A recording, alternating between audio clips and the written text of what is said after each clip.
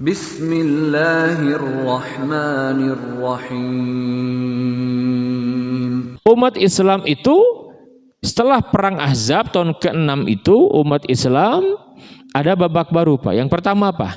Yang pertama terjadi perjanjian Sulhu Al-Hudaybiyah. Ya. Bagaimana kisahnya? Umat Islam itu kan ingin umroh. Ini Nabi sudah masuk ke ranah opini nih. Bayangkan, Pak. Sebelumnya 5 tahun sebelum itu kan luar biasa. Orang-orang Arab itu berkoalisi, puncaknya perang Ahzab datang ke Madinah untuk menghancurkan muslimin, tapi tidak berhasil. Tiba-tiba tahun ke-6 umat Islam datang untuk umroh. Itu kan bagaimana itu opini dunia gitu kan, terutama di Jazirah Arab. Loh bagaimana katanya diperangi terus tapi kok bisa datang melenggang dengan mudah ke negeri Mekah gitu kan. Nabi sedang membangun opini, berarti kemenangan opini si muslimin dong gitu. Orang Quraisy tahu itu, Pak. Dan dia tidak mau membiarkan itu, maka ditolak umat Islam datang untuk umrahkan begitu. Dan terjadi Sulhu Al-Hudaybiyah. Artinya apa? Yang mengajukan siapa? Quraisy. Dan orang-orang Quraisy itu, hadirin sekalian, ketika itu mereka sudah lemah, Pak. Ya, gini dalam rumusnya, Pak. Mereka tidak akan berkoalisi, tidak akan. Kalau mereka kuat, mereka akan tampil sendiri untuk menghancurkan umat Islam. Ketika mereka lemah, mereka bergabung. Itu pun sudah tidak bisa menghadapi muslimin. Artinya apa? Muslimin muncul sebagai kekuatan baru. Datang minta perjanjian, Pak, kita senjata itu. Berarti dulu umat Islam yang sebelumnya tidak dianggap, diremehkan, dihinakan, betul tidak? Ya, sekarang mereka memperhitungkan, Pak. Maka mereka datang untuk menawarkan gencatan senjata. 10 tahun, intinya semua poin-poinnya secara dohir itu merugikan muslimin menurut kita. Tetapi yang menarik apa? Yang menarik adalah ya, di sana ada kalimat selama 10 tahun tidak ada peperangan. Kedua belah pihak sepakat. Nah, justru ini yang Nabi manfaatkan. Maka di tahun ke-6 Nabi yang mulia memulai babak baru apa? Mengirim utusan untuk mendakwahi para penguasa dunia. Masya Allah. Lihat Pak waktunya, Pak. Dikirimlah sahabat yang datang ke Mesir menemui Muqawqis bawa surat. Ada yang datang ke Persia bawa surat ajakan masuk Islam. Dikirim juga kemana? Ke Habasyah, ke Ethiopia, bertemu dengan An-Najasyi, dikirimi surat. Termasuk ke Romawi di Palestina itu dikirim sahabat bawa surat. Nah, utusan Nabi sampai bertepatan apa? Setelah datang pasukan Romawi tadi kan merayakan kemenangan dari mana? Dari Persia itu, baru tiba sedang bereforia, datang utusan Nabi bawa surat. Itu surat bukan surat kaleng, Pak, bukan. Jelas siapa pengirimnya. Tetapi untuk percaturan politik internasional gitu kan, siapa muslimin gitu. Madinah itu kekuatan mana ini nggak dikenal gitu kan. Wong yang eksis dulu dikenal tuh mana? India, Cina gitu kan. Persia, Romawi itu yang paling kuat. Siapa Madinah gitu. Tapi datang kalimat yang luar biasa surat itu, Pak. Bismillahirrahmanirrahim. Itu suratnya. Min Muhammadin Abdullah wa Rasuluh. Dari Muhammad hamba Allah dan utusannya. Ila Herakla Azimir Rum, kepada ya Kaisar Heraklius pembesar Romawi. Ini Masya Allah. Ini kalimat-kalimat tapi luar biasa, Pak. Sampai sahabat kami nulis disertasi doktor hanya mengamati surat-surat Nabi aja gitu. Karena ini kalimatnya luar biasa, Pak. Singkat tapi dalam sekali. Ya, dan sekarang sudah diterbitkan jadi buku yang bisa dibaca oleh publik. Asalnya disertasi itu. Apa yang disampaikan Nabi itu? Salamun ala man ittaba'al huda. Semoga keselamatan bagi siapapun yang mengikuti petunjuk. Fa inni ad'uka bidiayatil Islam. Sesungguhnya aku menyeru kepada engkau wahai Kaisar Heraklius untuk masuk Islam. Ya. Aslim taslam. Ayo masuk Islamlah. Engkau akan selamat. Aslim yu'tikallahu ajraka marratain. Masuk Islamlah. Allah akan berikan kepada kamu 2 kali lipat pahalanya karena kamu seorang pemimpin. Jadi kalau pemimpin itu mengajak kebaikan kan mudah diikuti Pak ya. Lebih besar pahalanya Pak. Ya, dibanding orang biasa, itu harus kita pahami itu. Maka berbahagialah kalau Bapak Ibu, para bapak diberikan amanah di kantor ngajak kebaikan, itu besar pahalanya. Karena orang itu lebih ikut, akan taat gitu kan, akan mengikuti itu orang yang dia segani, yang dia hormati gitu. Fa in tawallai, tapi jika kau berpaling, fa alaika ismul arisiyin, maka tanggunglah dosa kaummu. Itu waktu itu kaum orang-orang Romawi disebut dengan kaum arisiyin. Ya. Ketika datang surat ini Pak, sedang bereforia, bayangkan datang surat, kan aneh itu. Ini siapa kita? Siapa Muhammad itu? Dan apa Madinah itu? Kekuatan mana itu? Kan nggak dikenal, betul tidak Pak? Nggak dikenal. Tiba-tiba datang nantang gitu kan kepada superpower dunia. Bayangkan Pak, itu Nabi yang mulia begitu. Dasar tidak Pak? Kalau sekarang kira-kira bagaimana pemberitaan? Viral tidak Pak? Viral tidak? Viral itu. Ini baru muncul, itu udah berani kepada Romawi. Kalau sekarang apa yang menjadi ini Pak? Amerika apa Rusia Pak? Sedang ramai kan Rusia kan? Dengan mana? Dengan Ukraina ya. Ya. Waduh, ini kok berani-beraninya gitu kan? Ini siapa ini gitu kan? Nggak dikenal gitu kan dalam percaturan politik internasional di waktu itu nggak dikenal Pak. Nah hadirin sekalian, yang menarik apa yang menarik? Yang menarik adalah Kaisar Heraklius tahu percis Pak konsep kenabian. Jadi mereka udah biasa mendengar wahyu, itu udah biasa. Ada kitab suci itu biasa mereka, nabi itu biasa. Yang menggetarkan Heraklius apa? Kalimatnya luar biasa. Apa kalimatnya Pak? Abdullah wa rasuluh, dari Muhammad hamba dan utusan Allah. Kan disebutkan dalam kitab Injil akan ada nabi akhir zaman, bahkan rinci sekali disebutkan dari Jazirah Arab. Kalau muncul dia akan menutup peradaban mereka. Maka penasaran itu Heraklius, dia bertanya, cari tahu ada nggak orang Arab di sini yang sedang dagang? Ada. Waktu itu Abu Sufyan Pak, dia dagang dengan Amr ibn As, bawa dagangan. Kata Heraklius, panggil mereka kemari. Dipanggil Pak, ditanya rinci sekali. Intinya ini benar nabi yang diutus itu. Itu Kaisar Heraklius hampir masuk Islam.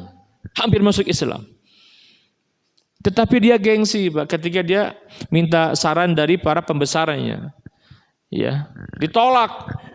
Kata pembesarnya, Kaisar, kita malu ikut agama baru yang kita tidak tahu siapa orang itu. Arab itu kan nggak diperhitungkan Pak. Jangan wahai Paduka, jangan. Kita akan menjatuhkan kebesaran nama kita. Rupanya dia gengsi Pak. Waduh, kalau masuk Islam berat juga nih. Ditolak. Akhir dia menolak. Ya. Nah setelah itu mulai penasaran kan, ini siapa Madinah ini? Diteliti terus sampai puncaknya nanti Pak ya, ada perang Mu'tah. Nah di sini nih, apa itu? Kita langsung ke sini Pak ya. Ini sebagai pengantar biar kita terbaca dulu, tergambar gitu. Nah hadirin sekalian,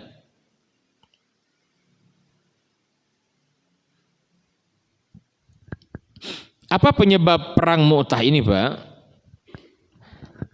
Jadi utusan Nabi Al-Harith bin Umair Al-Azdi menyampaikan surat kepada penguasa Busra. Busra di mana Pak sekarang? Yordan. Di bawah Romawi. Ya, kan sudah ramai tuh di kalangan orang Romawi itu. Ada agama baru macam-macam itu udah ramai jadi perbincangan gitu. Hati-hati gitu. Nah dia datang untuk berdakwah, membawakan surat Nabi, dicegat sama Surahbil bin Amr al-Ghassani. Siapa Surahbil ini? Dia itu gubernur untuk Busra, orangnya Heraklius. Ya. Sampai saking ketakutannya mereka, Pak, akhirnya apa? Utusan Nabi ditangkap, diborgol dan dibunuh. Itu pelanggaran hukum internasional di waktu itu, Pak. Itu nggak boleh membunuh utusan, nggak boleh gitu. Itu pelanggaran berat itu. Sampailah kabar ini kepada Nabi yang mulia Sallallahu Alaihi Wasallam. Sampai kabar ini, Pak. Oh, Nabi ini nggak membiarkan, Pak.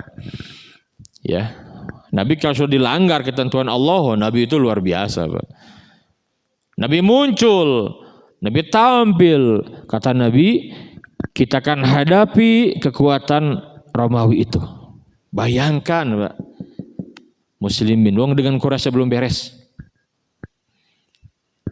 Ya, tetapi Nabi yang mulia menyampaikan kita akan hadapi. Maka Nabi mempersiapkan Muslimin, terkumpullah 3.000. 3.000, Pak, Muslimin.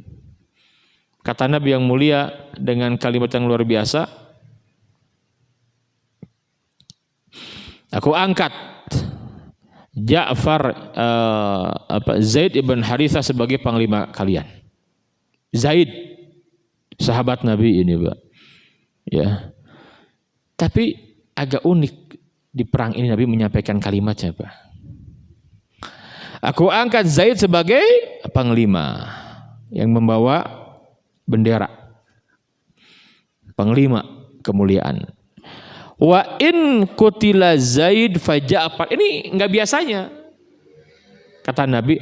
Tapi jika Zaid terbunuh, gantikan oleh Ja'far bin Abi Thalib. Siapa Ja'far bin Abi Thalib itu? Sepupu Nabi, Pak. Ini siapanya Ali? Siapanya Ali bin Abi Thalib? Kakak atau adik? Kakaknya Ali. Yang baru datang dari Habasyah kan. Lama beliau itu hijrah. Pas datang langsung ikut perang ini gitu.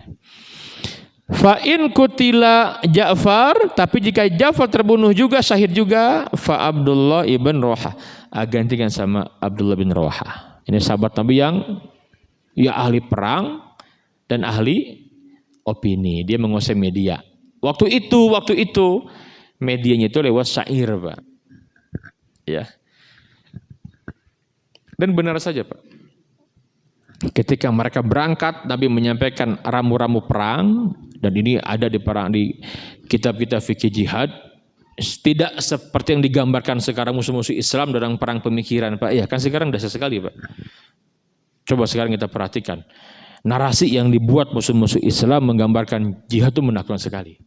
Padahal tidak seperti itu. Syekh Yusuf Al-Qaradawi bikin kitab tebal judulnya Fiqhul Jihad. Itu kitab diterjemah ke berbagai bahasa, termasuk ke bahasa Jerman.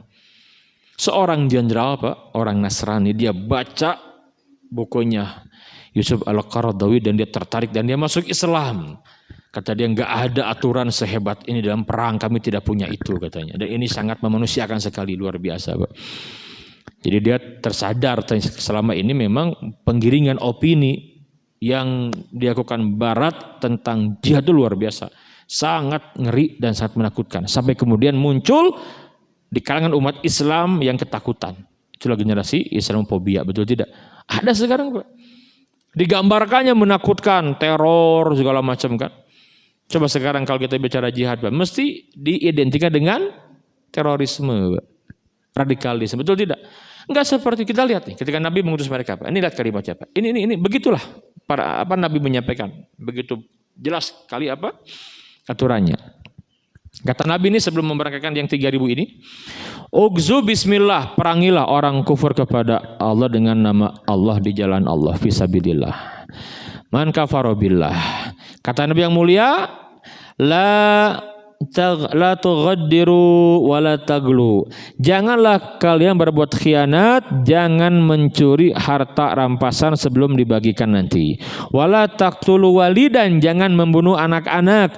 Wala mra'atan, jangan juga membunuh kaum wanita. Wala kabiron, jangan membunuh orang yang sudah lanjut usia. Ya. Fanian wala munazilan, ya bisuma'atin, ya bisumi'atin. Jadi jangan kalian juga mengganggu orang-orang yang sedang beribadah. Jadi tokoh mereka kalau di tempat ibadah jangan diganggu. Ya dulu kan konteksnya apa, orang-orang mungkin pendeta, dan jangan diganggu, jangan, kata Nabi yang mulia. Wala taqta'u nakhlan wala syajarah. Jangan memotong pohon kurma atau yang lainnya. Wala tahdamu binan. Jangan menghancurkan bangunan. Bayangkan ini aturannya, Pak. Ya, betul tidak? Ada nggak yang begitu sekarang, Pak? Kalau perang nggak ada, Pak. Kenapa di Gaza itu, di Palestina, ketika akan membalas serangan, kalau orang-orang Yahudi itu nggak pakai pengumuman, ngebom aja tiba-tiba gitu, Pak. Tapi orang-orang ya Hamas, Brigade Izzuddin Al-Qassam tidak diumumkan, betul tidak diumumkan dulu, Pak, betul tidak diumumkan kan akan melakukan serangan, betul tidak? Apa maksudnya, Pak? Agar orang-orang sipil ada kesempatan untuk menyelamatkan diri, karena perang ini kan dengan militer saja, betul tidak? Begitu, Pak. Ya, diumumkan, ayo silakan pergi gitu. Kalau sekarang konteks sekarang begitulah penyerapannya gitu. Karena Al-Qur'an begitu, Pak, disampaikan. Maka kan lihat yang menjadi korban hanya militer saja. Perang kan begitu, Pak. Ya, Nabi melarang, jangan kamu ganggu. Bayangkan. Kita berperang karena Allah saja, seperti itu. Berangkat 3.000. Karena tidak sebanding, Pak. Tidak sebanding nih sini. Melawan Romawi. Romawi berapa Pak pasukannya, Pak? Pasukannya itu 300.000.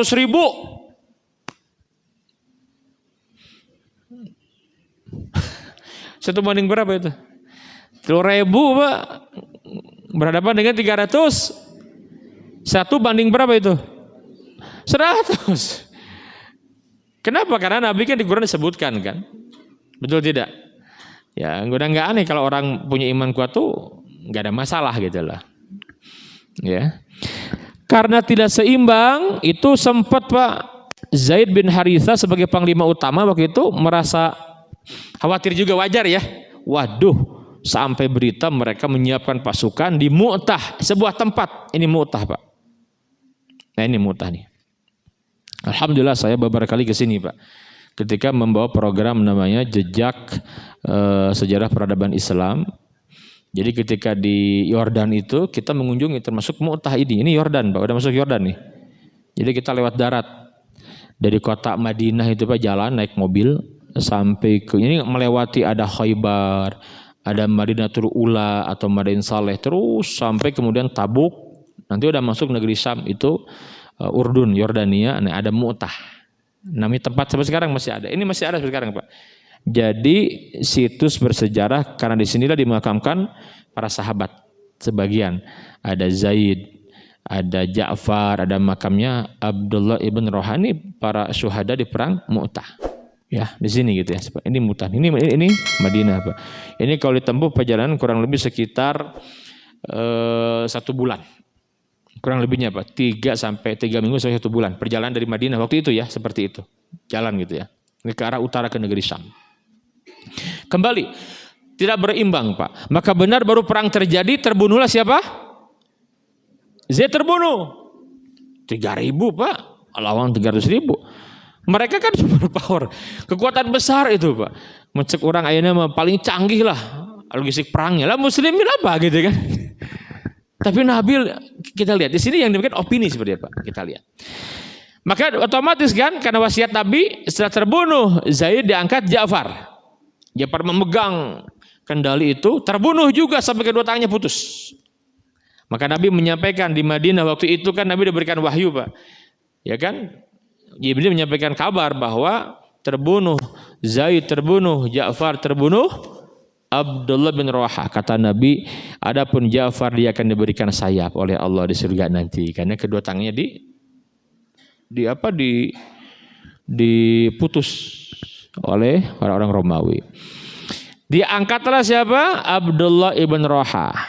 Masih juga belum berimbang, meninggal juga, syahid juga. Muslimin itu bingung, siapa yang diangkat? Sepakat semua. Diangkatlah Khalid ibnul Walid. Itu perang pertama kan dia baru masuk Islam, Pak. Khalid bin Walid baru masuk Islam setelah Sulhu Al-Hudaybiyah, sebelum perang ini, Pak. Dia masuk Islam dengan Amr bin As. Kenapa nggak diangkat? Kan ini terkenal Khalid ini kan hebat di awal-awal ya, tapi omongin, Pak. Kan Nabi tahu itu kan, korek asup Islam dimunculkan jadi sebagai panglima perang, nanti gimana kan, akan rame gitu kan. Nabi tahu, biarkan sajalah. Nanti juga sepakat kok kalau 3 ini sudah syahid, untuk yang diangkat siapa? Pasti Khalid gitu. Benar, Pak, sepakat Khalid diangkat. Disinilah Khalid bin Walid dahsyat sekali strateginya. Ini pertama kali, Pak, orang Arab dalam sejarahnya berhadapan dengan kekuatan Romawi, Pak, yang diwakili oleh umat Islam itu. Khalid berpikir ini harus ada strategi. Maka Khalid berkesimpulan, ini kalau perang fisik saja, Pak, gak akan kuat. Maka di sini Khalid menyampaikan perang opini yang dimainkan. Bagaimana? Seperti ini, Pak, kondisinya. Khalid bin Walid membuat strategi. Jadi ketika itu bagaimana agar orang-orang Romawi itu mereka mundur gitu. Berpikir, ketemu caranya. Jadi pasukan yang sebelumnya strategi yang di belakang balik ke depan, yang samping kanan ke kiri, sayap kanan ke sayap kiri ke kanan, berganti sambil itu kuda terus meringkik,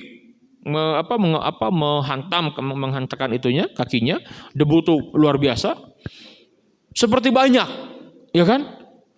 Bayangkan, Pak, dari belakang ke depan, kanan ke kiri, kiri ke kanan, yang terus begitu, Pak. Itu orang Romawi kaget, ini pasukan dari mana gitu, datang lagi yang baru, kata mereka. Padahal itu juga orangnya. Kata orang Romawi, Pak, wah, kemarin saja segitu kita nggak bisa mengalahkan. Kuat. Datang yang baru lagi, habis kita. Sambil mundur. Di benak orang-orang Romawi apa? Ini jebakan ini gitu kan. Karena di padang pasir kita, kata panglima, kata Kaiser, jangan dulu maju, biarkan dulu mereka. Mundur. Gak berani maju tuh, Pak. Karena di benak mereka itu ini jebakan. Padahal orang itu juga gitu. Sampai dalam suatu kondisi di mana Khalid menyampaikan ini gak akan bisa terkejar, maka kembali ke Madinah. Dan tidak ada riwayat Romawi mengejar muslimin. Karena mereka ketakutan jangan-jangan jebakan.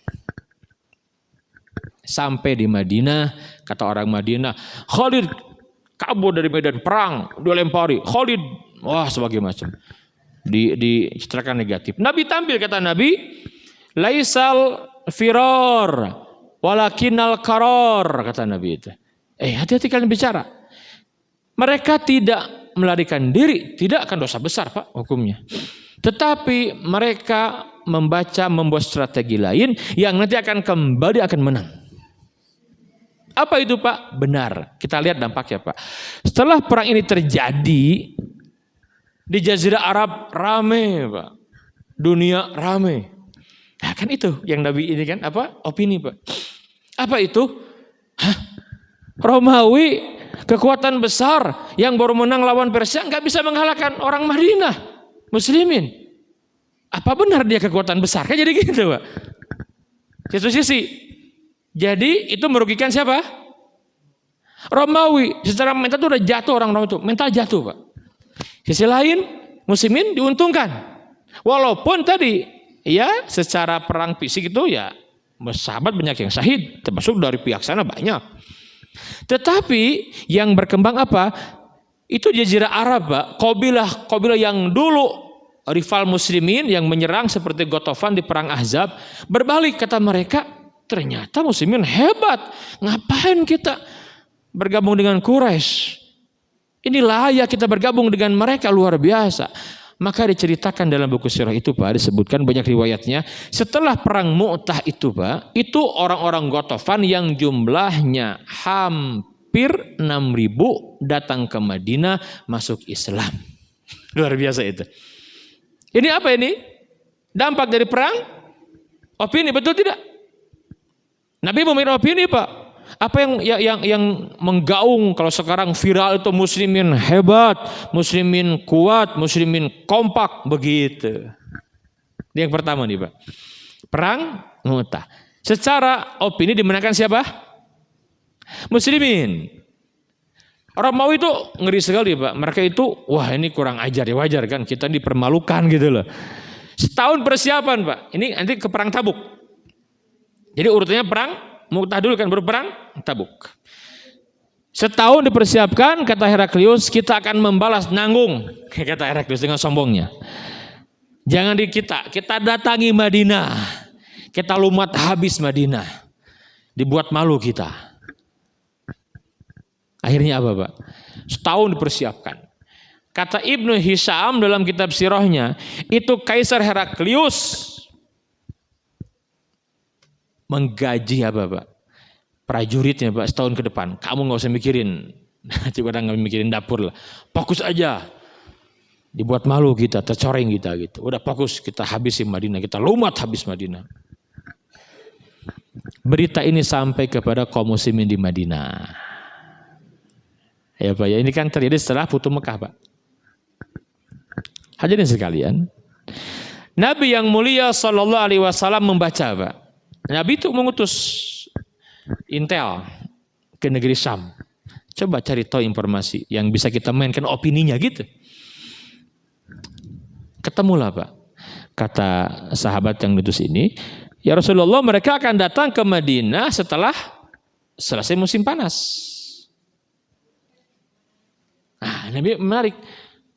Kenapa mereka seperti itu? Coba cari tahu. Dicari tahu Pak. Ternyata mereka itu mempersiapkan diri dan mereka berhitung kalau musim panas mereka nggak terbiasa, wah habis. Jadi ingin setelah musim panas akan datang ke Madinah. Itu di bulan Rajab seperti ini Pak. Kata Nabi, oke, kita mainkan opini. Kata Nabi yang mulia, di bulan Rajab ini kan udah mulai musim panas Pak. Masuk Sya'ban, puncak Ramadan kan itu musim panas. Betul tidak? Musim panas dikatakan Ramadan karena musim panas yang sangat gitu ya. Saya pernah di Madinah itu sampai 55 saya pernah Pak. Sampai panas sampai itu apa ya? Pecah pemburu ini Pak. Kalau nggak terbiasa itu keluar tuh kayak diheyap ku kompor gitu. Ku hawu panas sekali Pak. Ya. Pernah seperti itu. Jadi kadang-kadang anak-anak mahasiswa yang di sana itu berat di awal-awal Pak. Nggak mudah ya, biasa dia dingin, datang ke sana itu biasanya setahun itu penyesuaian. Baru setelah tahun kedua itu terbiasa gitu. Ini yang tidak mudah, banyak yang kalau tidak terbiasa banyak yang tidak betah karena kondisi itu Pak. Ya, panas sekali. Nabi mencari tahu berapa jumlah pasukan mereka. Sama 300 ribu. Wah, luar biasa. Terus siapa saja? Dipetakan Pak. Dari Ghassan semua gabung koalisi. Oke. Ini Nabi yang mulai menyampaikan ada titik di sana bisa dimainkan opini Pak. Bagaimana lihat di sini Nabi yang mulia. Maka Nabi mengumumkan terang-terangan kita akan berangkat menuju Tabuk. Ini nih. Di mana Tabuk? Ini Tabuk Pak. Dulu kan kemarin di Mu'tah, sekarang Tabuk. Ini kalau secara ini sekarang masuk Arab Saudi ya, Jazirah Arab. Ini kan sudah negeri Syam ini. Tuh Syria, ada Lebanon, ini udah Yordan, sekarang Yordan gitu. Ya. Berapa jaraknya? 870 km. Ditempuh sekitar 2 minggu lebih lah. 2 minggu lebih. Musim panas sedang terik, puncak musim panas. Ya Pak ya, jaraknya jauh. Yang dilawan siapa? Romawi. Jumlah lebih besar 300 ribu. Dan kondisi Madinah sedang paceklik. Karena kan baru awal musim panas Pak. Itu kurma itu mulai panen nanti di puncak musim panas. Itu kan baru belum panen. Nabi umumkan, kata para ulama ini perang sipil gitu. Semua harus punya andil. Harus punya andil Pak. Nabi menyampaikan, ayo siapapun yang punya kesempatan ikut. Yang mau berinfak apapun untuk logistik perang silahkan. Surga balasannya. Itu Nabi yang mulia menyampaikan begitu Pak. Maka terkumpullah 30 ribu pasukan. Ini paling banyak. Berapa? 30 ribu Pak. Bahkan Nabi sendiri sebagai panglimanya. Masya Allah. Nabi sebagai panglimanya Pak. Berapa usia Nabi waktu itu? Usia Nabi sudah 60 tahun Pak. Di kita 60 tahun apa Pak? Nimbang cucu. Kan udah pensiun kan? Pagi-pagi minum teh Pak ya. Sambil ngopi kan begitu. Angkat tuh berat-beratnya dicangkeng gitu kan. Nabi itu 60 itu Masya Allah, luar biasa Nabi yang mulia itu ya. Ya.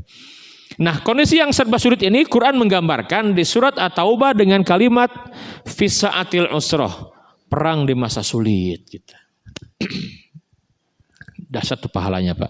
Nah, di waktu inilah para sahabat membuktikan keimanannya. Maka tampillah Abu Bakar As-Siddiq tampil menginfakkan semua harta. Kita kan pada mendengar ya, Abu Bakar menginfakkan semua harta dan diterima Pak. Betul tidak? Nah di sini Pak. Karena keimanannya diterima. Kata Nabi, ya Abu Bakar ya, apa yang kamu tinggalkan untuk keluargamu? Lihat kalimatnya. Allah dan Rasulnya. Diterima Pak. Datang Umar bin Khattab. Ya Rasul, aku ingin semua hartaku diinfakkan seperti Abu Bakar. Ya kata Nabi, apa yang kamu tinggalkan untuk keluargamu? Allah dan Rasulnya. Kata Nabi, jangan, setengahnya saja. Ingin semua, setengahnya saja. Kata Umar, nggak bisa nih ngunggulin Abu Bakar. Saya ini kalah terus dalam bab kebaikan kan. Nabi tahu keimanan Abu Bakar Pak. Datang lagi siapa? Abdurrahman bin Auf, kaya raya Pak. Itu hampir sepertiga hartanya diberikan, Nabi terima. Dan yang sangat dahsyat itu infaknya Utsman bin Affan. Allahu Akbar. Datanglah Utsman, kata Utsman, ya Rasulullah, aku infakkan pertama kali Pak, yang diinfakkan apa? 1000 kuda. Pertama kali 1000 unta. Nah, ada yang menyampaikan 3000 unta. 1000 unta itu bukan unta di kebun binatang, bukan.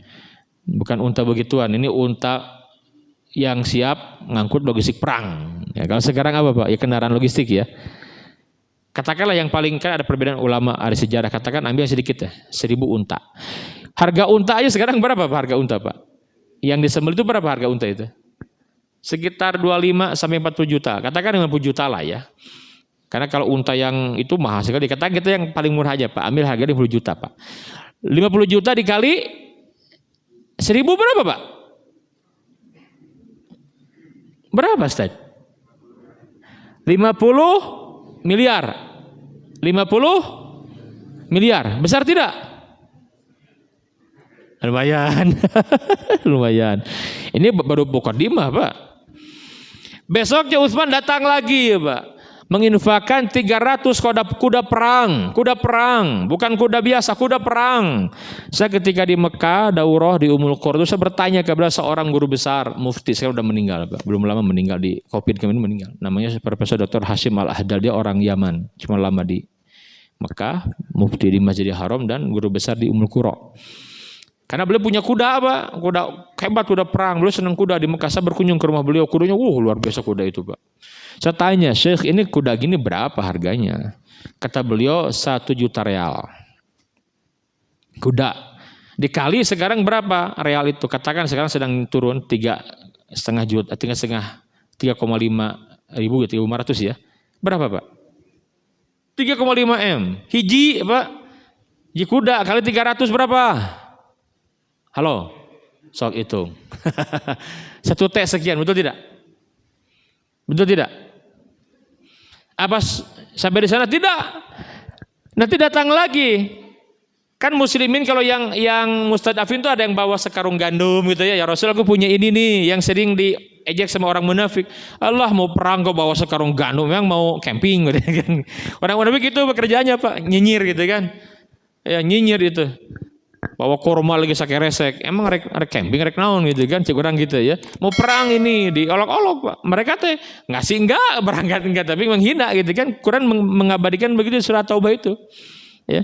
Utsman datang lagi Pak, bawa 2 karung, bukan kurma, bukan gandum, bukan. Itu bawa uang dinar dan dirham, berikan. Itu Nabi yang mulia Pak menyampaikan, ma dhara Utsman ma fa'ilahu ba'dal yaum. Setelah hari ini apapun yang dikerjakan Utsman tidak akan membahayakan dirinya dan tidak akan menguranginya kedudukannya di surga nanti. Allahu Akbar. Itu stylenya Utsman begitu. Karena stylenya ini Pak, maka sampai sekarang ada sumur, ada kebun kurma Utsman kan, sumur Utsman terkenal di Madinah itu Pak. Dikekalkan sama Allah, dikekalkan sama Allah Pak. Dahsyat sekali ya Pak. Ini luar biasa. Jadi perang itu mahal biayanya Pak, betul tidak? Kebutuhan perang Tabuk itu Pak di cover oleh sahabat-sahabat yang mulia ini beberapa orang saja, terutama Utsman bin Affan. Dahsyat tidak Pak? Berangkat. Nabi memainkan opini Pak. Apa opininya? Muslimin kompak, kuat, bersatu di musim panas, berani berangkat meninggalkan Madinah untuk apa? Untuk menyongsong itu, untuk menyambut pasukan Romawi Pak. Nabi sampai di Tabuk, dan di Tabuk Nabi yang mulia menunggu kedatangan Romawi. Dimainkan opini terus, menyebar opini Pak di negeri Sam itu Pak.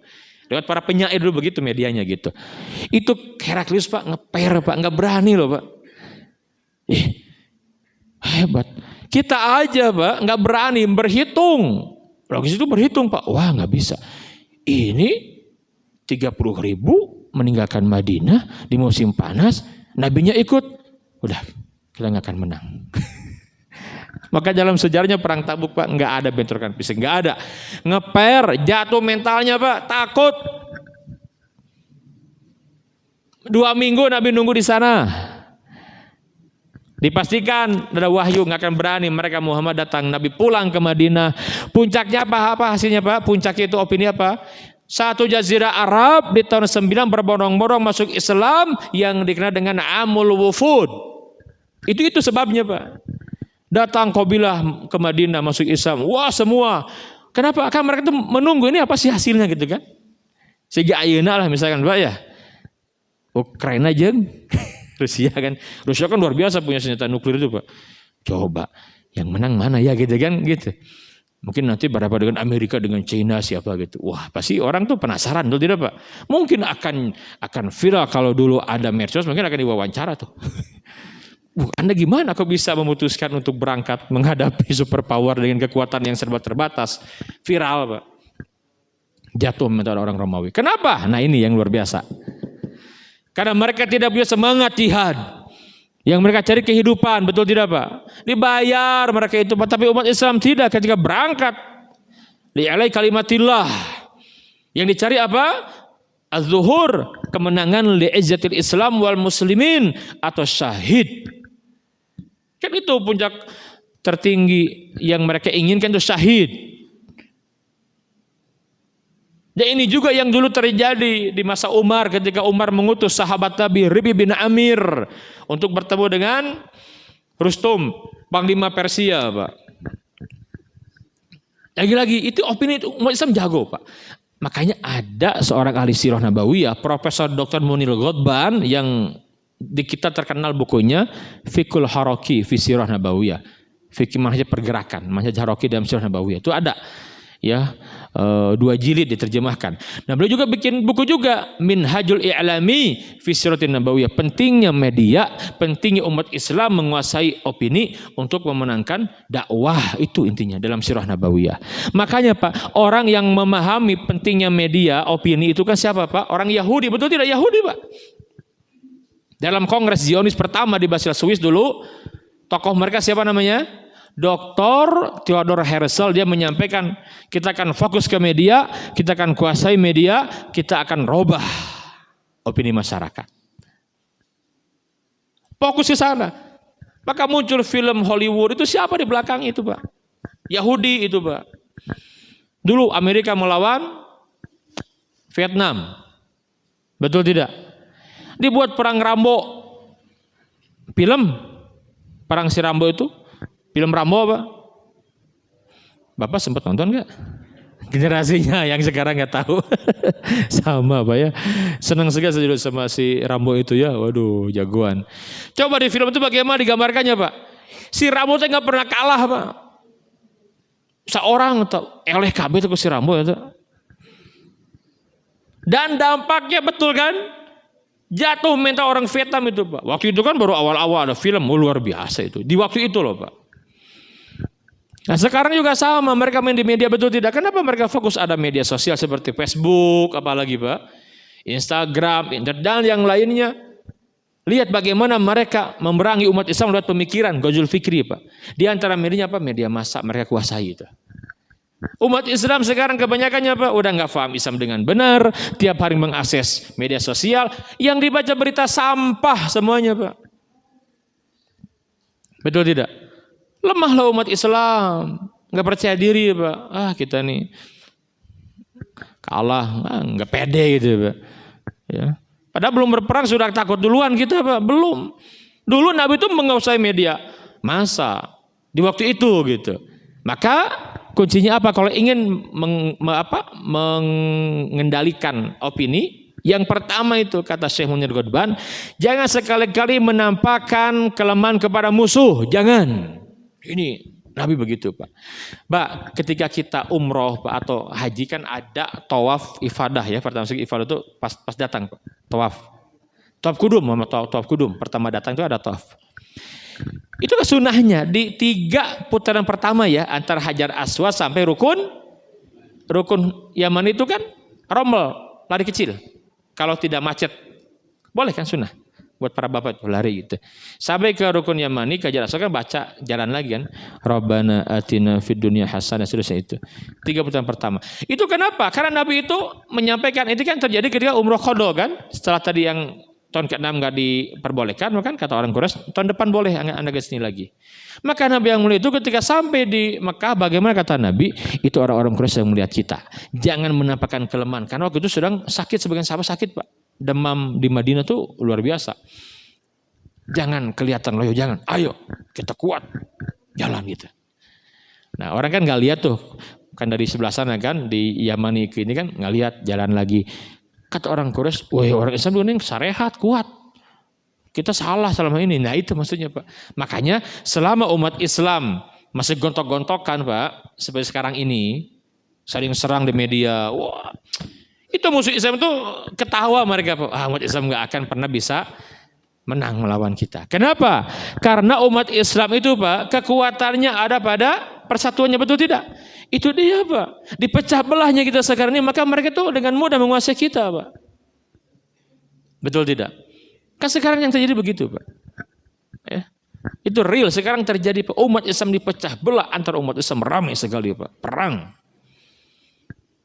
Di kita mungkin baru perang opini saja. Tapi kan opininya menjatuhkan sama umat Islam. Betul tidak, Pak?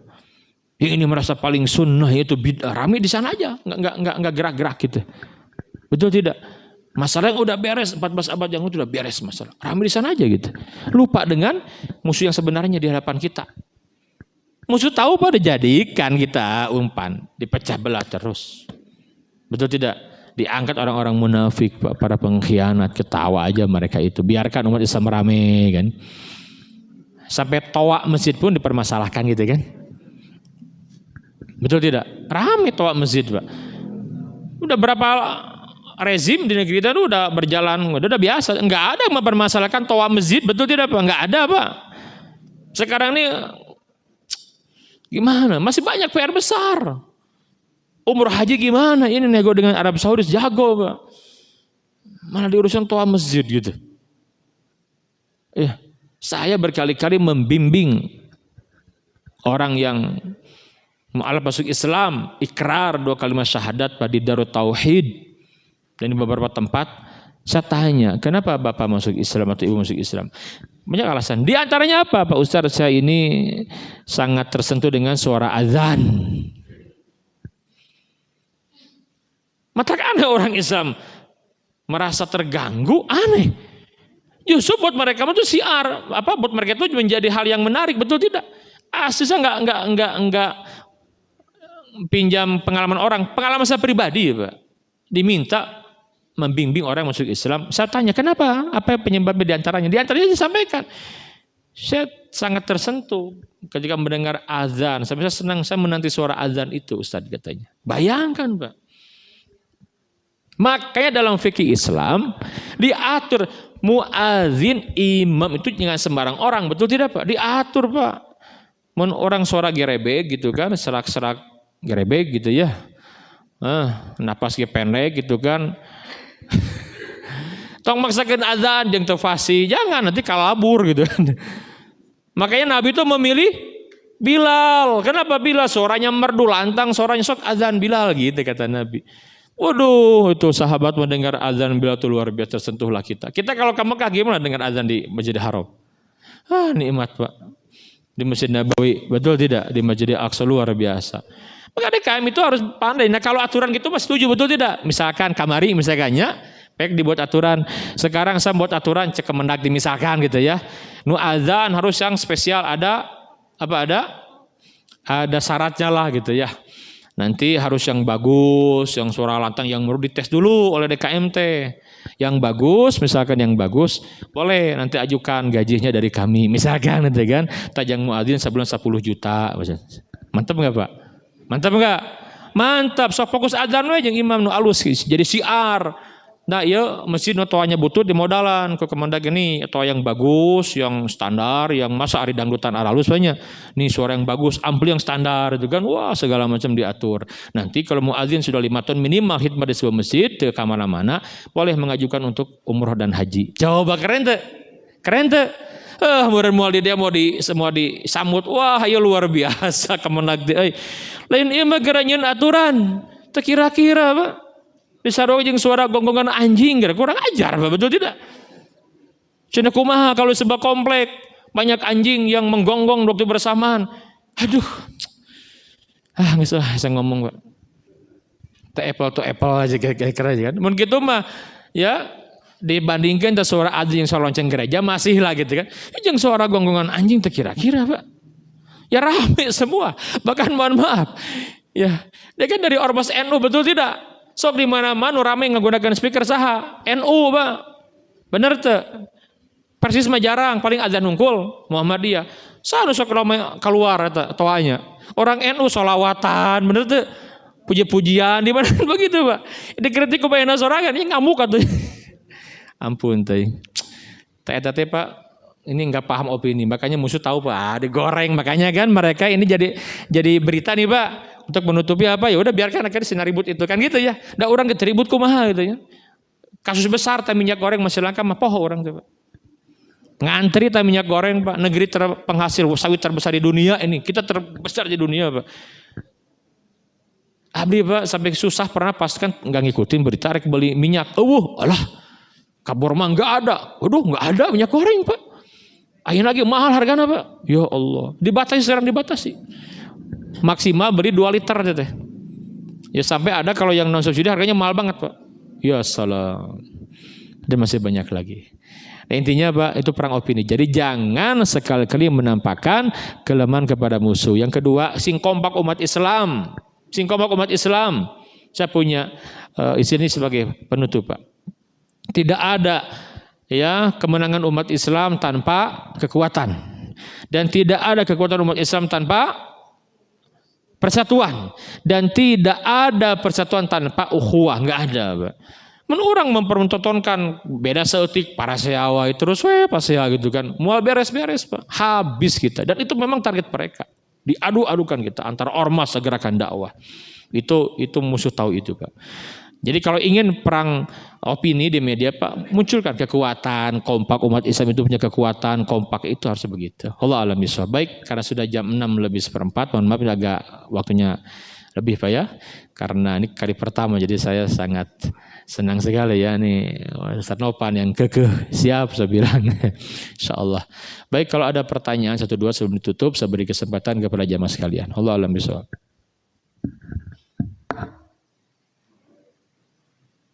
Bapak silakan. Assalamualaikum warahmatullahi wabarakatuh. Assalamualaikum dari paparan Bapak mengenai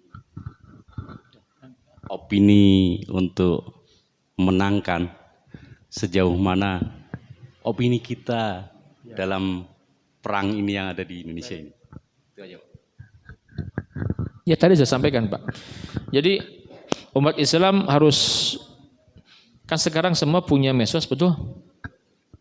Rasanya jarang untuk punya medsos Pak ya. Sekarang punya medsos Pak.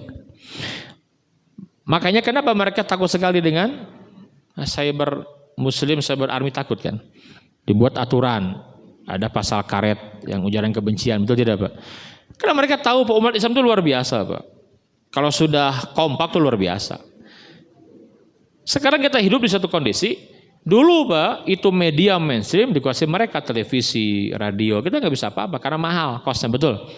Allah takdirkan Pak, 5-6 tahun ke belakang ini kan dahsyat tuh media sosial yang mudah. Semua orang bebas menuliskan apapun juga, betul tidak? Semua bebas Pak. Ya kalau sekarang istilah mudah viral, sokera, apa yang nggak viral sekarang? Ini kesempatan. Walaupun tadi mereka memprotek Pak, dibuatlah undang-undang IT itu ya, IT itu kan gitu ya. Tapi itu kan selalu standar ganda untuk umat Islam yang kritis kan, ya berlaku itu cepat sekali. Tapi untuk orang yang di kubu mereka itu susah sekali Pak, ya memprotek mereka. Ya hadirin sekalian. Ya kita tahulah bagaimana ketakutannya mereka bahwa umat Islam itu melek opini. Bayangkan Pak, mohon maaf, kebijakan pemerintah itu kan diantaranya apa Pak? Ya, yang menjadi pertimbangan itu kan dari opini masyarakat. Betul tidak? Oh iya Pak. Kenapa ada pergantian menteri dan lain-lain? Itu opini masyarakat luar biasa Pak. Dilihat, makanya kenapa mereka ketakutan punya buzzer sekarang. Punya apa? Buzzer. Umat Islam ada nggak dibayar, betul tidak Pak? Bahkan dia keluar sendiri, pulsa lagi habis, betul tidak? Tapi karena ingin jangan sampai salah yang dibaca masyarakat awam. Saya pribadi Pak sangat intent, walaupun hati-hati jangan sampai kena itu gitu. Karena sekarang yang berbahaya apa Pak? Nahi munkar Pak. Umat Islam itu kan punya kewajiban amar ma'ruf nahi munkar. Tidak akan tegak dakwah kecuali dengan 2 pilar ini Pak. Kalau cuma 1 pilar ngajak kebaikan saja itu nggak akan tegak utuh. Harus ada nahi munkarnya Pak. Nah sekarang kabar buruknya, aktivitas ulama da'i nahi munkar dinarasikan ujaran kebencian. Kan gitu yang sekarang ada, betul tidak Pak? Ujaran kebencian, apalagi Pak? Dinarasikan ini kelompok radikal, ya. Pemberontak ke pemerintah, aneh saya bilang, ini negara demokrasi kok begini gitu kan. Aneh tidak Pak? Aneh Pak. Ini kita harus hati-hati saja. Ya. Maka yang pertama memiliki peran Pak. Dengan syarat kita punya kemampuan. Kalau Bapak pandai merangkai kata, rangkailah dengan baik, jelas referensinya. Olah dengan menarik, bahasa di maksudnya kan beda ya. Yang orang mudah mencerna lah gitu. Tapi itu benar gitu. Silakan lakukan bismillah niat dakwah. Aduh saya nggak pandai Ustadz, ya udah copy paste aja. Kita ikut di sebuah grup, bagus nih nasihatnya, aman secara ini, bismillah share bismillah. Contoh sekarang yang terjadi di India. Saya kan sedih sekali Pak. Orang nggak tahu itu Islam datang ke India itu Pak dari abad pertama Hijriah Pak. Udah lama sekali Pak. Berdiri banyak Kesultanan Delhi, ya Kesultanan Gujarat, Kesultanan Mongol yang paling besar itu Pak. Itu Taj Mahal itu peninggalan siapa itu? Islam besar, tapi ketika Islam besar mereka itu hidup rukun damai Pak, nggak ada masalah Pak. Ketika Hindu menguasai sekarang umat Islam minoritas habis. Lihat diskriminasi kepada muslimah. Betul tidak Pak? Ngeri sekali Pak. Dilarang pakai jilbab Pak. Ya, ada macam-macam gitu kan. Bahkan tokoh politik mereka itu Pak, pejabat mereka itu menyampaikan bahwa target mereka kan genosida itu, ingin menghabiskan umat Islam agar India hanya negara Hindu saja. Ini kan pernyataan yang kalau umat Islam yang ngomong gitu habis Pak. Tapi kan dunia diam. Betul tidak Pak? Kita nggak boleh diam. Makanya kan ramai itu kan. Ketika viral videonya kan zaman sekarang di sana Pak, detik ini nyampe ke kita gitu. Jangan diam, kita viralkan lagi. Maka saya ketika kejadian itu saya merespons, saya membuat banyak tulisan dan ceramah. Saya termasuk di Masjid Istiqomah Bandung. Saya diminta ngisi, saya sampaikan, lihat di Istiqomah channel YouTube itu ada. Saya sampaikan judulnya problematika Muslim India. Saya sampaikan. Ya. Itu sebuah hal yang kita dipertontonkan gitu. Betapa umat Islam memang sekarang jadi incaran semua Pak. Betul tidak? Semua Pak. Kan hadis Nabi terbukti Pak. Semua umat memperebutkan seperti makanan. Gitu kan.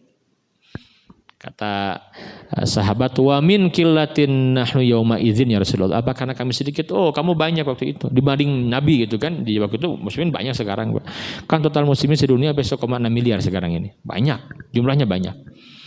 Walakinnakum gutsaun ka gutsais sayy. Nabi menyebutkan, kenapa enggak punya pengaruh yang besar? Karena kamu seperti buih. Kok jadi buih? Karena kamu itu cinta dunia, takut mati. Menghalalkan segala cara untuk dapat dunia. Sekarang kan begitu yang terjadi, Pak. Itu pengkhianatan dampaknya kepada agama. Makanya Islam di tangan kita nggak maju, Pak, malah mundur. Karena tadi itu banyak pengkhianatnya, Pak. Nabi sebutkan gitu ya. Ini kan opini, betul tidak? Opini, Pak. Maka kita mainkan.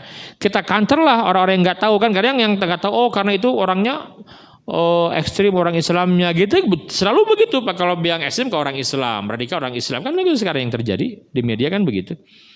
Lihat para buzzer itu. Ya, kurang ajaran mereka itu seperti itu. Kita sampaikan apa adanya, saya sampaikan berkewajiban di media sosial saya tulis. Maka banyak orang-orang yang tercerahkan gitu. Yang jadi berubah mindset dan pola pikirnya. Kan itu gara-gara berita, Pak. Kebayang kalau tiap hari cekoki berita yang waduh terus sampah ternegatif. Wah, kebayang, Pak. Ya. Itu biasa gitu. Jadi buat opini ya, Pak. Mumpung sekarang mudah gitu kan. Tapi tadi hati-hati. Jangan sampai kena delik hukum, jangan. Tapi kalau niatnya amar ma'ruf nahi munkar, bismillah sebarkan. Insya Allah jadi pahala kita, Pak. Makin kuat terus bersuara makin kuat akan besar pengaruhnya. Allah alam bisawab. Cukup Bapak Ibu, sudah jam 6:25. Mohon maaf Pak ya, nanti insya Allah ada waktu kita akan lebih panjang lagi. Demikian fa'tabiru ya ulil albab. Subhanakallahumma wa bihamdika asyhadu an la ilaha illa anta astaghfiruka wa atubu ilaik. Assalamualaikum warahmatullahi wabarakatuh. Waalaikumsalam warahmatullahi wabarakatuh.